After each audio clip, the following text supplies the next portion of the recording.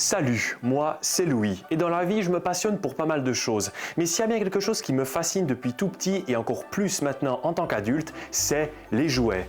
Mais vous savez ce qui me fascine encore plus?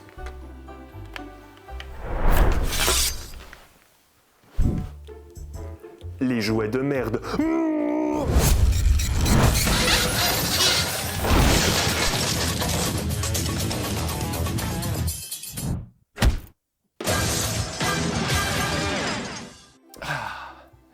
Durant votre enfance, il y a forcément une marque de jouets qui vous a profondément marqué.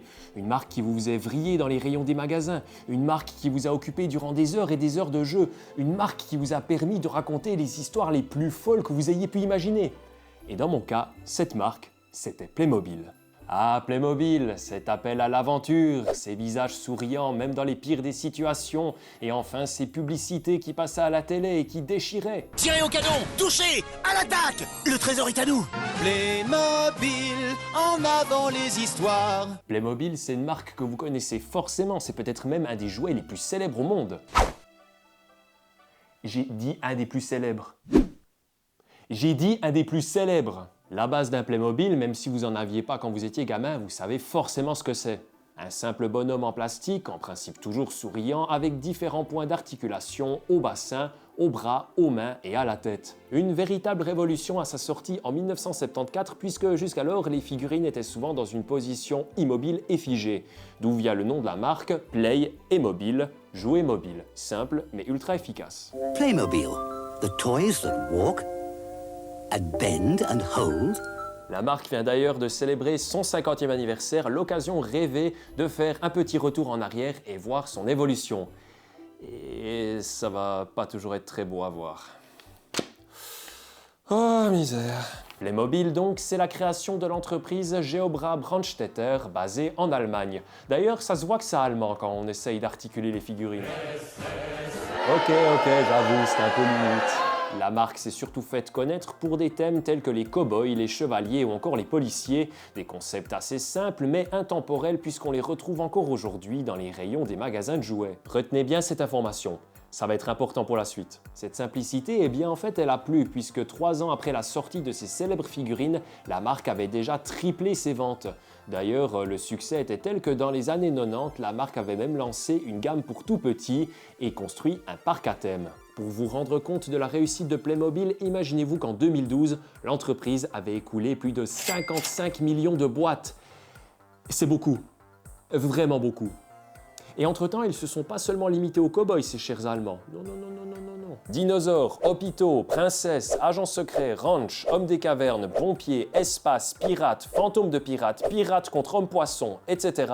On peut dire qu'ils ont touché à tout. Moi, personnellement, les thèmes qui me plaisaient le plus, c'était ceux liés aux animaux sauvages et aux dinosaures. Oh, je me souviens avoir passé des heures avec ces sets où des scientifiques dénichent des dinosaures en Arctique. Alors oui, pas du tout réaliste, mais qu'est-ce que je m'amusais à sortir ce T-Rex de son glacier. J'adorais aussi les sets safari et leur ribambelle d'animaux de toutes les tailles et de toutes les formes. Non mais regardez-moi ces hyènes et regardez-moi ces antilopes, tellement de détails.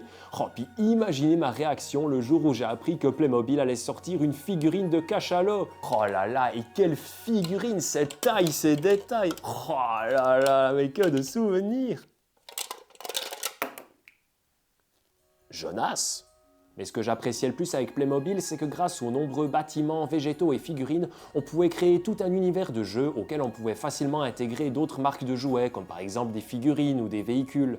Bref, Playmobil, quand j'étais gosse, ça déchirait. Et même si j'ai fini par complètement me tourner vers les Lego à l'âge de 10 ans, j'ai toujours gardé une certaine sympathie pour cette marque, mais il semblerait que ce soit plus vraiment le cas de beaucoup de monde. Ces dernières années, les ventes se sont pour la première fois mises à chuter, à tel point que son chiffre d'affaires a baissé d'un tiers en seulement 2 ans, engendrant la suppression de plusieurs centaines de places de travail dans l'entreprise. Mais comment une telle marque de jouets a-t-elle pu se retrouver dans une situation pareille ?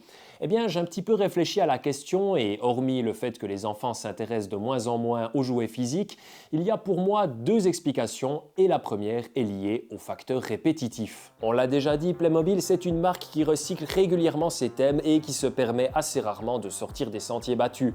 Et comme il faut pouvoir rentabiliser les moules utilisés pour fabriquer les pièces en plastique, eh ben on assiste souvent à du recyclage d'un thème à un autre. The new recycling truck from Playmobil. Parfois ça fonctionne assez bien, comme par exemple ce camion d'agent secret qui a été commercialisé quelques années plus tard sous la forme d'un camion policier, puis de nouveau sous la forme d'un véhicule high-tech pour la gamme Super 4. Mais parfois ça pue tout simplement l'opportunisme, comme avec ce robot futuriste qui devient plus tard un robot policier.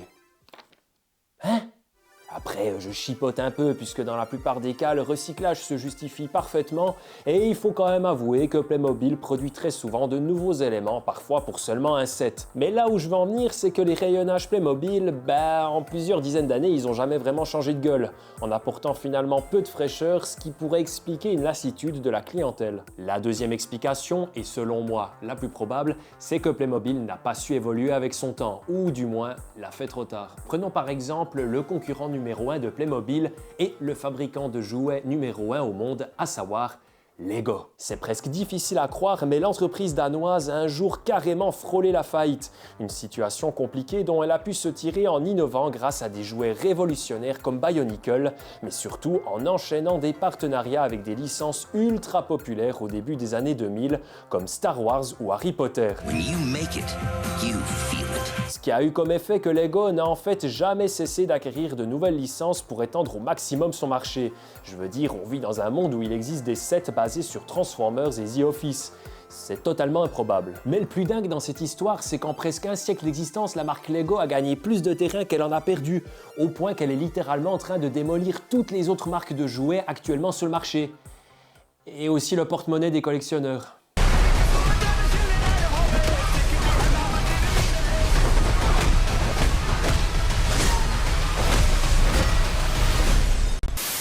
Et cette popularité des licences, Playmobil s'en est rendu compte assez tardivement. On aura dû attendre jusqu'en 2017 pour voir enfin arriver les premiers sets à licence, à savoir SOS Fantôme et Dragon 2.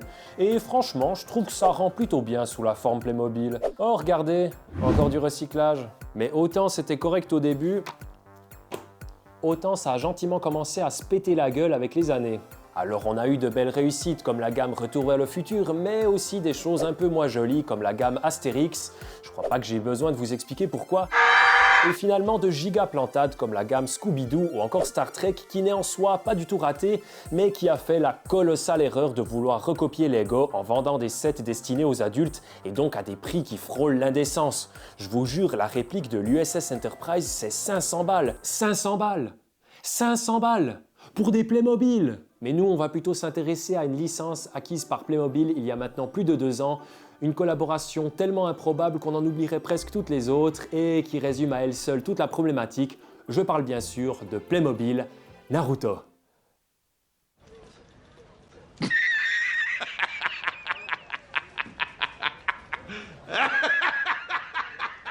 Je vais poser tout de suite les bases, j'y connais que dalle à Naruto. J'ai peut-être dû voir un seul épisode de toute ma vie et tout ce que je sais c'est que c'est un gamin blond qui se bat contre plein de méchants et qui s'est fait posséder par un renard qui a 7, 8, 9, 10, 11 queues, j'en sais rien. Bref, voilà, ça c'est dit.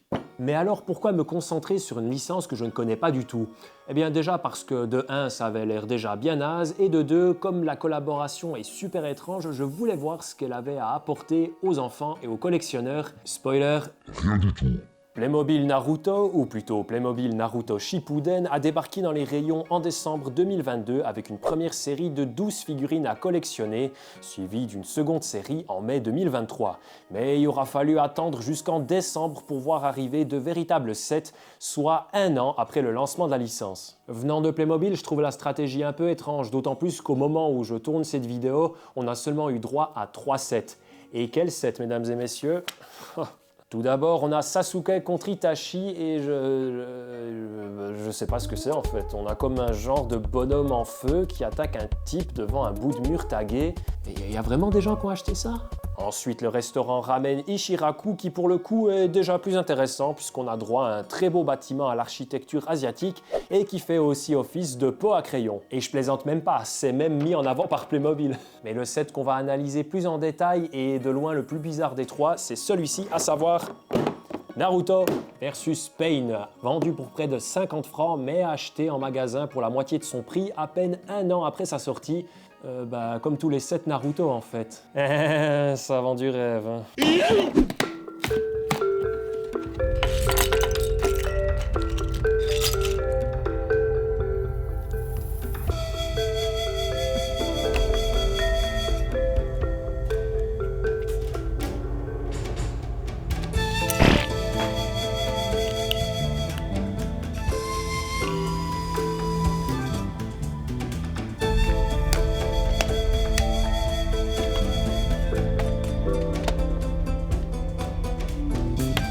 Et voilà le set Naruto versus Pain entièrement monté. Rien de particulier à dire au niveau du montage, à part peut-être ces saletés de stickers et ces bandanas en caoutchouc. Par contre, faut que je sois un peu honnête avec vous, j'ai vraiment aucune idée de ce que j'ai devant les yeux là. Apparemment, c'est tiré d'une scène assez importante de l'anime ou du manga ou je sais pas trop, où Naruto doit affronter ce type qui est appelé Pain. Ah, forcément, avec un nom pareil, je suis sûr que ça va être quelqu'un de très sympathique. Mais comme j'en sais rien du tout, bah, je vais demander à un expert de vite nous en dire un peu plus. Joachim? Ah, lui! Oui, c'est un zombie manipulé à distance par un groupe terroriste. Donc oui, c'est un méchant. Merci. Attaquons-nous à ce qui va forcément intéresser les collectionneurs, à savoir les figurines. Bon, pour ce que c'est franchement pas trop mal. Elle regorge de détails et inclut des accessoires assez cool comme ce parchemin géant qui a l'air un peu disproportionné comparé au personnage. Après, ça reste difficile de faire pire que le téléphone Duplo, si vous voulez mon avis. Par contre, un détail auquel j'arrive pas à me faire, ce sont les yeux avec des pupilles. Ça fait sens qu'on regarde à quoi ressemblent les personnages dans l'anime et le manga, mais ça ruine un peu le look Playmobil, je trouve. Bon, au moins, les personnages ont le mérite de ne pas sourire alors qu'ils essayent de s'entretuer. Et au milieu de ces figurines humaines, on retrouve cette figurine de crapaud orange. Joachim? Oh, mais c'est Gamakichi, crapaud du mont Byogoku, qui ne fait absolument rien pendant le combat. Honnêtement, je trouve que ça reste quand même un choix de personnage très étrange, même si je le trouve très bien fait. Yamakashi a même quelques points d'articulation et peut être monté par Naruto. Maintenant, attaquons-nous à l'élément principal de ce set, à savoir cette espèce d'arène censée représenter un cratère dans lequel se déroule le combat entre Naruto et Pain. De ce que j'ai vu de l'anime, c'est une représentation très réduite mais assez fidèle avec même un gros impact reproduit sur le sol. C'est solide, ça ressemble à de la pierre, bref, c'est du bon Playmobil. La surface de jeu est suffisamment grande pour recréer quelques combats de l'anime, même que moi, ça me donne plutôt envie de l'utiliser comme arène pour des duels de toupies. Pas très loin de la réalité puisque le set inclut cette espèce de disque avec lequel le personnage de Pain peut tourner sur lui-même. Fun! Mais ce coquin de Pain a plus d'un tour dans son sac. En plus d'être un fin danseur, il a aussi la capacité de manipuler la roche, d'où l'inclusion dans le set d'un tas de cailloux que vous pourrez balancer sur ce pauvre Naruto à l'aide de ce petit mécanisme chaotique et pas franchement nécessaire, mais j'apprécie l'effort. Heureusement, face à une telle menace, Naruto a de quoi se défendre grâce à ce parapluie.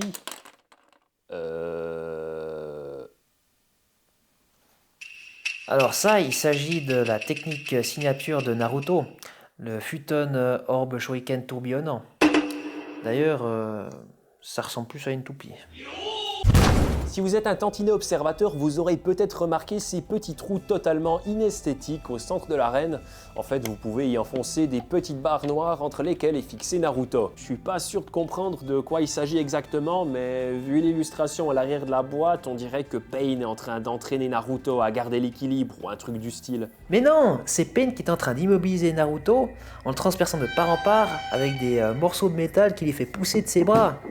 Et il souffre beaucoup. Mais ils sont complètement malades chez Playmobil, qui sait qu'a eu cette idée tordue. Les enfants peuvent littéralement reproduire chez eux une scène où un type se fait clouer au sol. Transpercé.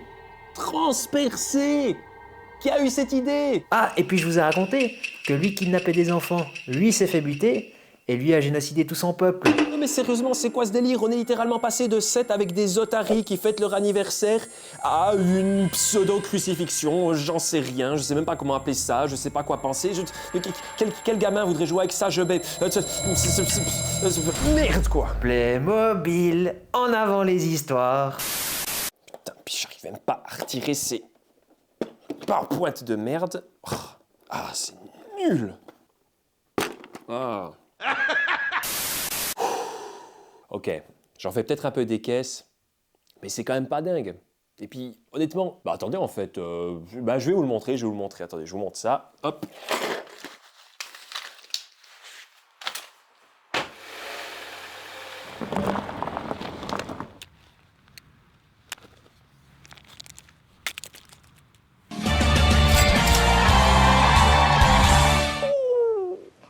Alors ça, c'est très tordu, mais bougrement intelligent. Bon, on a assez perdu de temps comme ça. Où est l'intérêt de ce set? Sérieusement, il est où? À part peut-être les figurines, mais puis attendez. Justement, en parlant de figurines, on va venir avec le plus grand problème que j'ai avec ce set, et même avec toute la gamme Playmobil Naruto. C'est le format Playmobil. Je vous l'ai dit en début de vidéo, les figurines Playmobil, c'est 6 points d'articulation, relativement limités donc. Et j'ai beau être un novice en la matière, je sais que Naruto, ça rime avec combat. Des combats dynamiques qui ont de la gueule, mais si vous combinez ça avec les figurines Playmobil, faites le calcul, ça ne peut tout simplement pas marcher. Pour jouer peut-être, mais là en display, j'ai beau essayer, à chaque fois que je pose les figurines, les personnages ont l'air d'avoir des crampes au bras ou une crise d'hémorroïdes. Sérieusement les gars, faudrait songer à les consulter là. Et le plus ironique, c'est que même Playmobil ne semble pas assumer ce manque d'articulation. De toutes les pubs Playmobil Naruto Shippuden que j'ai trouvées, les personnages sont remplacés par des modèles 3D parfaitement articulés. Comme si Playmobil s'était rendu compte en plein développement que cette collaboration, elle pouvait pas du tout fonctionner. D'ailleurs, ce manque de confiance de la marque envers ce que sont censés être les jouets Playmobil, il se fait sentir depuis déjà quelques années. La preuve quand Playmobil a décidé de surfer sur la vague de l'excellent long métrage The Lego Movie avec cette horreur de Playmobil le film, oui, cette chose existe, ils ont pas du tout compris qu'est-ce qui rendait le film Lego aussi réussi, et surtout comment fonctionne une figurine Playmobil. Sérieusement, c'est quoi ses yeux? C'est quoi ses mouvements? Non! Non! Je dois dire que ça m'attriste quand même un peu. Surtout que Playmobil, ça reste un excellent jouet, même de nos jours. Et je le pense sérieusement. J'ai critiqué les récentes stratégies de la marque et les horribles résultats dont elles ont accouché, mais ça enlève rien au fait que les produits Playmobil sont globalement très bons. La qualité est top, les designs charmants et surtout le choix est immense. Malgré la répétition des thèmes, je veux dire à chaque visite dans un magasin de jouets, je découvre une nouveauté Playmobil dont j'avais jamais entendu parler. Vous saviez par exemple qu'ils avaient sorti des sets en partenariat avec la Fédération Suisse de Lutte et même avec le plus grand détaillant helvétique Migros. Même en tant que gamin, j'aurais pas osé en rêver. C'est génial. Et surtout au niveau prix, contrairement à Lego, Playmobil, c'est pas si cher que ça niveau qualité et quantité. Si on met à part les sets à licence, c'est une marque relativement accessible. Il y en a pour tous les budgets, tous les goûts et même tous les âges, si vous reste un tant soit peu une âme d'enfant. Bref, j'aime beaucoup Playmobil, mais par contre, ce set et toute la gamme Naruto, pas du tout en fait. Pour moi, c'est trop spécifique pour les clients qui ne connaissent pas la licence, c'est trop cher et bizarre pour les gosses, et surtout, ça n'a aucun intérêt pour les collectionneurs et les fans qui feraient largement mieux d'aller voir vers d'autres marques qui ont la licence. Je les ai tous achetés. À moins 50%. Faut pas déconner non plus. Ce qui fait donc de ce set Naruto vs Pain un jouet de merde.